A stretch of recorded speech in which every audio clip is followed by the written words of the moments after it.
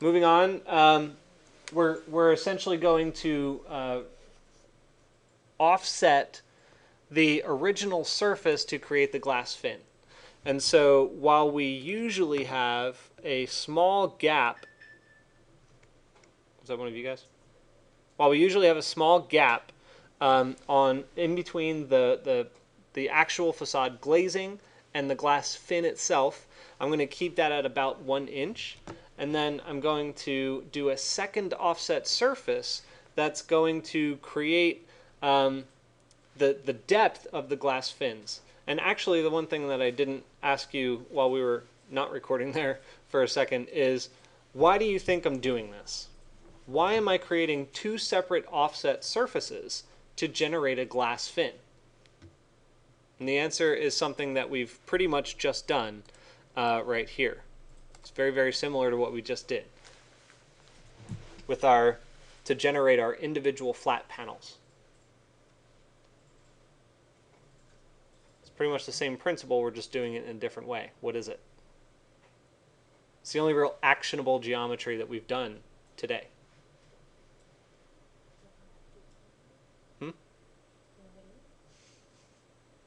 Okay, so well, that's a modifier, but then to actually generate the new geometry, what did we do? We lofted. Right, thank you. So to generate the glass fin, we're setting up a new set of curves that extrude deep into the space that are going to be lofted into our fins. Simple enough, right? So to do that, I'm basically just going to go to Surface and Utility and Offset. And without running you guys through the ringer again, what you've identified as the surface that we have to offset inward is the subdivided surface, because that's going to give us our edge curves that we then are going to extrude inward. Okay, so I'm going to take the subdivided surface and I'll plug it into offset. And then we have a distance. And the thing to know about the offset distance is that it actually just takes the normals of the entire surface and it extrudes it in that direction. So you don't have to give it a vector. So the distance is simply a numerical value of magnitude. So for us, we're going to use, you could do it either in inches or feet, but I mentioned that I want 1 inch in depth. So rather than doing the math, because I'm operating in feet down there, I don't know if you can see it, rather than doing the math, I can set up a mathematical operator, right?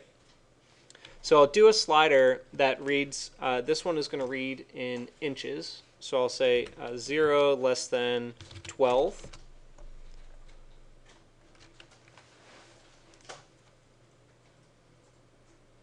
So that's from 0 to 12 inches. And I'm going to go up to Math and Operators. Yeah, I did division, right? Divided by 12 for that? Yeah, divided by 12. So you do the 0 slider, or well, the slider, I should say, goes into A. And under params, we can just drop in a static number 12 for our divisor. So that way, when I say I want this to be 1 inch, it gives me a value of 0.083 feet. And I'll plug that into D. And just double check the direction that it's heading. Depending on which way you generated your surfaces, which line you flipped. Oh no, I'm sorry.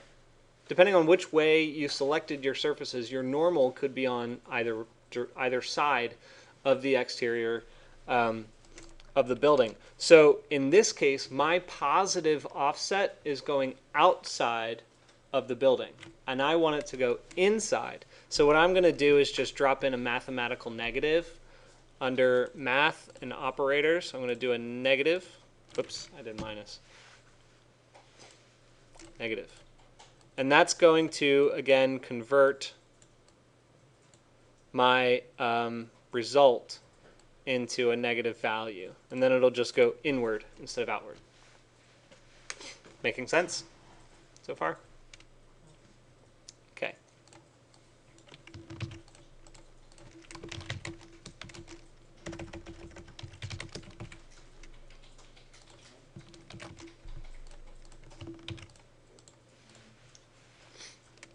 And this is surface utility. Okay. Now, the last thing that I wanted to show you is splitting the list. There's a reason we have to split the list, and that relates pretty directly to what you saw before. So in this particular condition, we have offset surfaces. Right now you can, those are the offset surfaces basically. The reason this is cutting it off is because of the truncation of the corners. But anyway, so your offset surfaces all exist right here on the inside of the space. We are going to, again, select the individual edges of just the ones inside the surface itself. So here's what's going on. If I go to Surface and Analysis and Deconstruct BREP, plug that in here, I am going to do another list item in order to isolate a particular set of edges, right?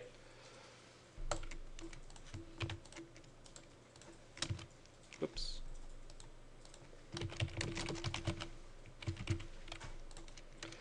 So I'll go to Set and List Item. I'm going to isolate from edges, and I'll do a slider from 0 to 3 because there are 4 edges. And here's what happens. Looking at it from the front, let me turn off some of this extra stuff we created. Turn it all off here. Now just my list items are selected. So I have a list of lines that start from my left side, and then this subdivision, that subdivision, and that subdivision, but not on the right side.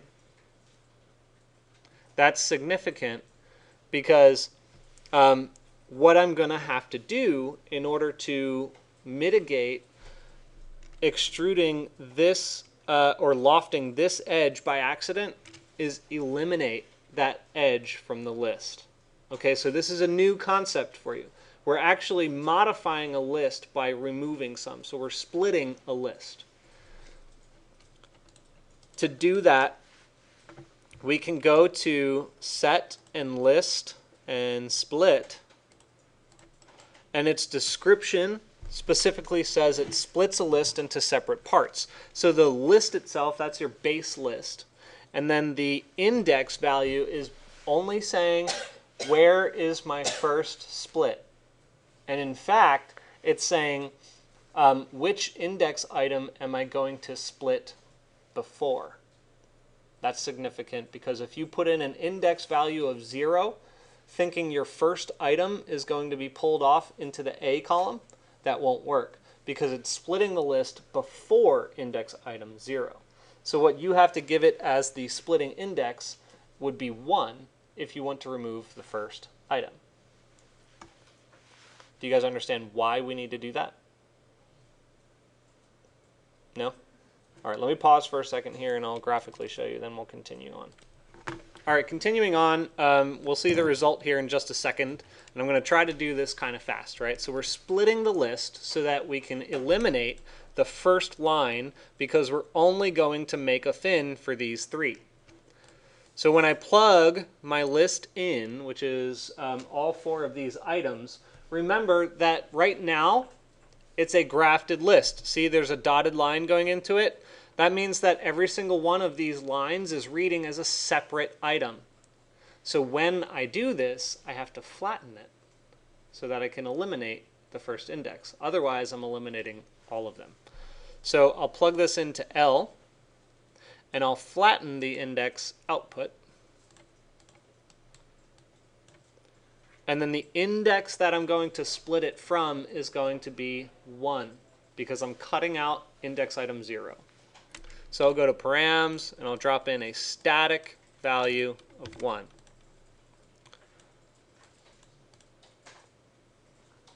So the really easy part now is that we just have to do exactly the same thing but for another surface. And that's going to be as easy as selecting this entire thing, this entire line that we just generated, copy, paste, pull it down. And we're going to, instead of offsetting the original surface, we're going to offset the offset surface. So this one is right here. We're going to offset that one instead. So now let's look at it in the top view. Turn this one on. And instead of 1 inch, we're going to offset it 12 inches to go 1 foot back into the space. So now this is your 1 inch gap that's going to lead to your fin subdivisions. And this is your 1 foot deep fin.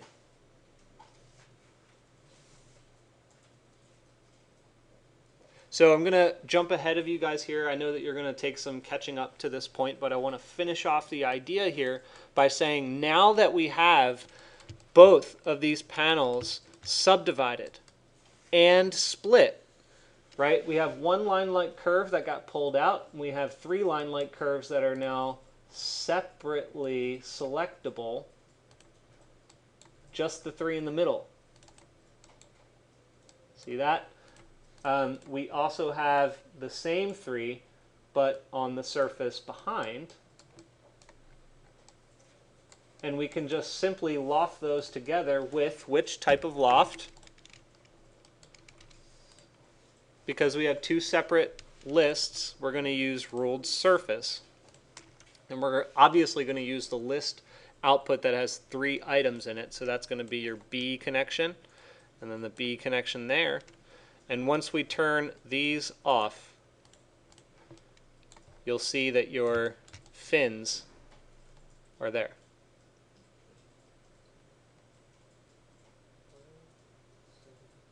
And if you look at them in plan, you have 1, 2, 3 fins in your facade. And in fact, you can go back up to your ruled surface, turn that on, and you'll see the entire construct. One other thing, if you really want to see it, if it's too much red going on, at any point you guys can drop in a color swatch. So let me just drop that in there real fast. Under mesh, you can do a mesh color, and you'll just convert your surfaces to a mesh, and then you'll apply a color to it from color swatch, like that. Oh, it didn't seem to do it for some reason. Why not?